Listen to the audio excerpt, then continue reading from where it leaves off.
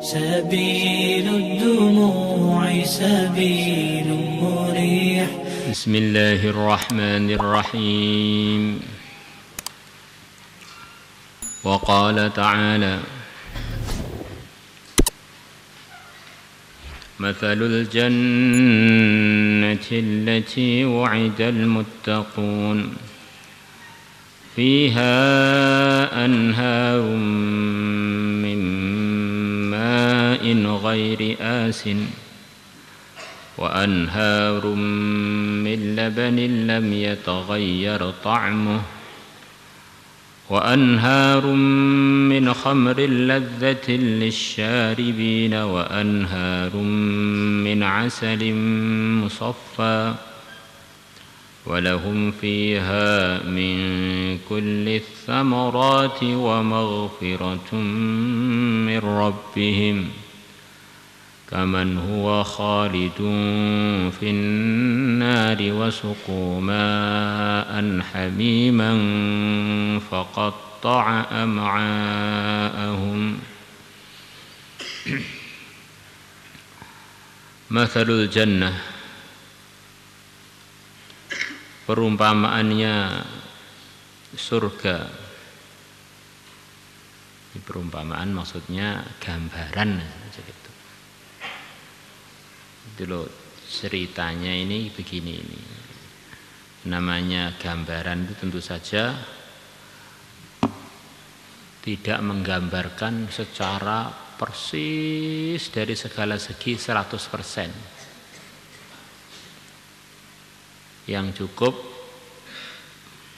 menggambarkan nikmatnya itu begitu puncak, enaknya itu tidak bisa didapat kecuali di surga.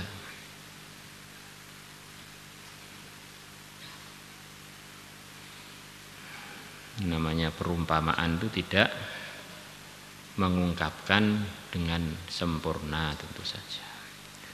Fiha, di dalamnya, anharun, ada sungai-sungai, min ma'in, yang sungai-sungai tadi mengalir dari air. Di dalamnya ada air-air ghairi asinin, yang tidak asin. Di air itu terbagi 3 kurang lebih. Azbun, air tawar. Malihun, air asin. Asinun, enggak tawar enggak asin, payau. Air yang termasuk jenis air yang tidak layak untuk dikonsumsi dengan nikmat. Maknanya air surga itu yang mengalir di sungai-sungainya tadi, itu airnya benar-benar enak pol. Sangat sempurna dalam enaknya dinikmati. Wa anharum min laban, dan sungai-sungai dari susu. Yang menciptakan susu itu adalah Allah. Min baini farthi wadam, Allah keluarkan di antara kotorannya sapi, kambing, dan darahnya pabrik susu yang enak untuk diminum. Labanan khaliso, susu murni, sa'ighal lisyaribin, yang enak untuk diminum oleh orang-orang yang minum. Kalau kita buka kambing, maunya kita sembelih, terus gak usah kita sembelih lah. Kambing itu hidup-hidupan, langsung kita potong putingnya. Kita potong tempat produksi susunya itu, yang keluar darah, tidak keluar susunya. Ada sistem di dalam tubuhnya kambing perempuan itu, kambing betina, sapi betina, yang sistem tadi manusia sampai sekarang belum bisa menciptakannya. Pabrik susu alami. Ini Allah telah menampakkan kuasanya mengeluarkan susu dari manusia, dari hewan. Yang mana susu itu begitu dicari di dalam itu kita nggak mendapatkannya. Begitu sudah jadi kita tinggal mengeluarkannya. Maka Allah yang berkuasa mengeluarkan susu dari susu-susu yang ada di hewan dan di manusia itu. Allah berkuasa mengeluarkan susu langsung dari kudratnya, langsung sungai susu. Nah, sebetulnya kita yang hadir di sini ini secara asbab adalah dari benih yang bernama air sperma, keluar dari min baini sulbi wat taraib, keluar dari badan kita, antara iga-iga kita, antara pinggang kita. Akhirnya keluar benih, akhirnya sekarang lagi ngaji di Trangkil. Yang mana ini bentuknya itu mirip dengan yang keluar dari hidung. Jadi kalau keluar dari hidung itu nggak jadi manusia. Itu namanya ingus. Maka nanti ketika hari kebangkitan, Allah yang menciptakan manusia dari sperma tadi akan menurunkan hujan sperma dari langit, bukan dari rahimnya ibu, bukan dari ayah, langsung dari langit. Plek, manusia-manusia yang ada di dunia ini tumbuh lagi seperti tumbuhnya janin, tapi prosesnya tidak melalui rahim ibu, langsung keluar dari tempat yang dia mati di mana saja. Nanti akan keluar seperti keluarnya tumbuh-tumbuhan yang kena siraman air hujan. Munculnya manusia, bukan munculnya apa itu terong atau munculnya itu. Sebagaimana kita tahu, masya Allah, sekarang musim hujan asalnya beberapa bulan yang lalu kering, sawah-sawah kering, nggak ada hijaunya. Begitu kesiram hujan muncul berbagai macam tanaman yang disiramkan air, ini yang disiramkan sperma, maka yang tumbuh itu manusia. Masya Allah.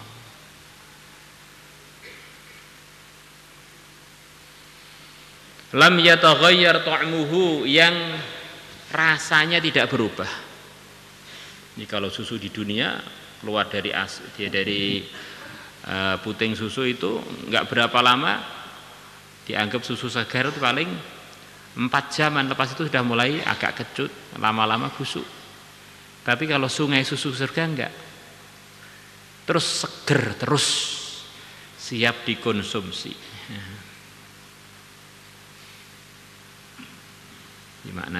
Di antara maknanya bahwa susu itu memang bagian dari nikmat Allah yang tidak tergantikan untuk manusia. Sampai disebutkan nikmat ini akan terus sampai ke surga. Banyak peneliti-peneliti herbal mengatakan susu itu enggak cocok untuk manusia. Susu sapi cocoknya untuk sapi, susu kambing cocoknya untuk kambing. Ya karena penelitiannya belum tuntas. Ya.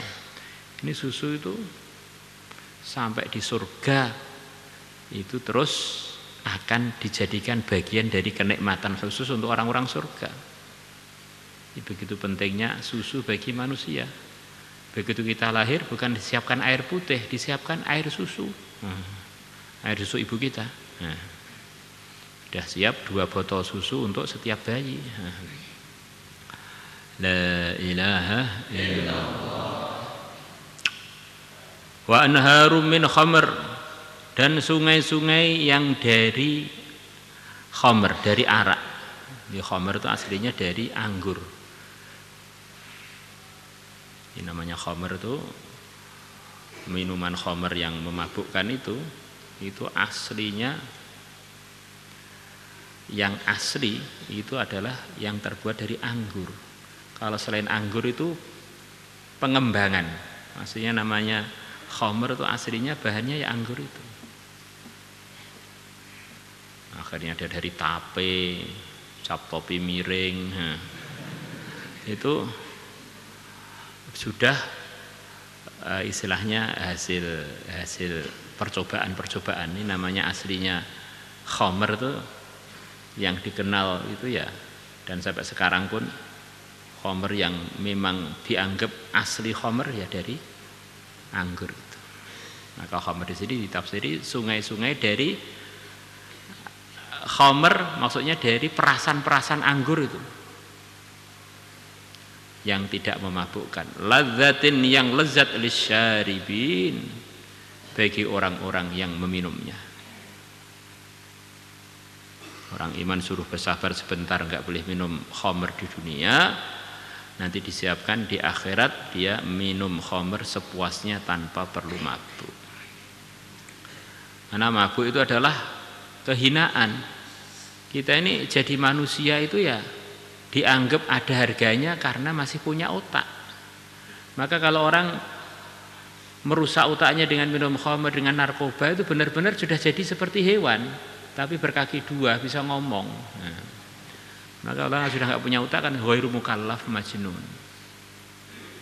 Sudah nggak ada harganya, walaupun ganteng cantik, kalau edan ya sudah nggak ada yang siap menjadikan dia mantu, pekerja, orang kepercayaan, hilang udah. Posisi dia sebagai manusia itu hilang, tinggal kerangkanya manusia. Maka termasuk pelanggaran berat dalam agama adalah minum-minum dengan sengaja, minuman yang memabukkan. Akhirnya jati diri kamu sebagai manusia itu hilang gara-gara khamr itu. Orang itu bedanya dengan kambing, dengan hewan itu adalah dengan otaknya. Kalau sudah sama-sama nggak punya otak, ya kita ini malah tambah ngeri kan. Bentuknya seperti manusia tapi seperti hewan. Nah, gitu. Nggak bisa diajak komunikasi, nggak bisa mikir, nggak bisa. Maka termasuk pelanggaran berat adalah minum-minum yang memabukkan. Dosa besar. Wa anharun, dan sungai-sungai min asalim musaffa, dari madu musaffa yang dimurnikan, dari madu murni. Di madu murni itu bagian dari nikmat yang akan berterusan sampai surga. Ini diantara yang disukai Nabi adalah minum madu. Madu murni. Maka bahkan ada hadis-hadisnya, siapa yang menjilat madu murni pagi 3 kali jilatan, yang mana itu isyarat bahwa diantara cara yang terbaik untuk minum madu adalah dengan cara dijilat. Jadi langsung nanti akan mudah terserap dalam tubuh. Di antara tertibnya kita tuangkan di telapak tangan kita yang telah dibersihkan, tangan kanan banyak kita jilat. Pagi hari alarik, ketika perut kosong, menjilat madu 3 kali jilatan minimal. Hari itu sampai sore hari dia tidak akan kena penyakit yang berat. Pagi hari, sore hari, begitu juga sampai hari. Kurang lebihnya begitu. Jadi surga ini apa-apa maksimal di sana bukan jilat madu, sungai madu.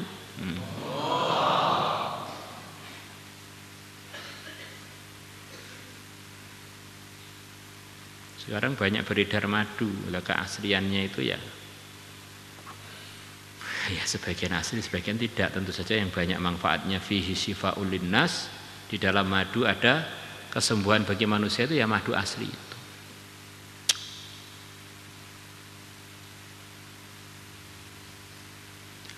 Walahum fiha, dan bagi mereka orang-orang yang takwa fiha di surga min kulli thamarat, segala macam buah-buahan.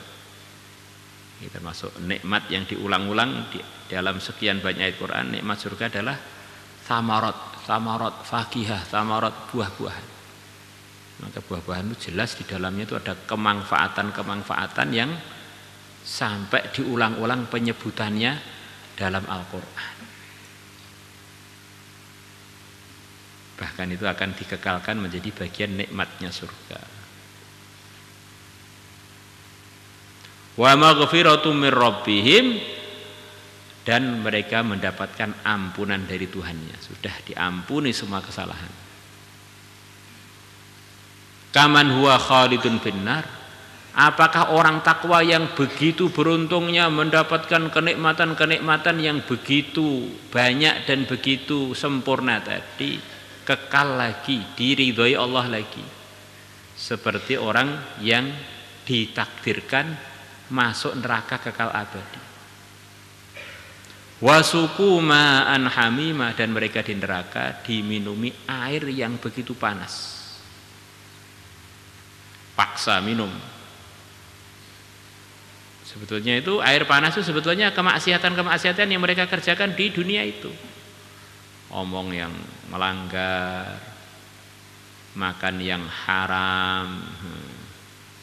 Apalagi mau pilpres ini banyak beredar uang-uang remeng-remeng.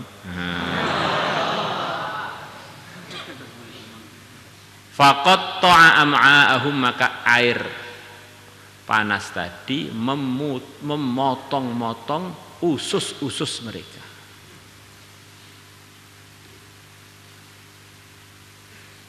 Di setiap kita amal yang tidak dalam arahan Islam itu akan jadi bagian dari siksa neraka. Maka kita amal itu harus benar-benar bisa ngontrol diri kita. Ini pahala apa ini neraka? Ini kerugian apa ini keuntungan? Gunakan mata, gunakan kuping, gunakan mulut, gunakan hidung. Insyaallah. Insyaallah. Wallahu a'lamu bis-shawab. Salatullah salamullah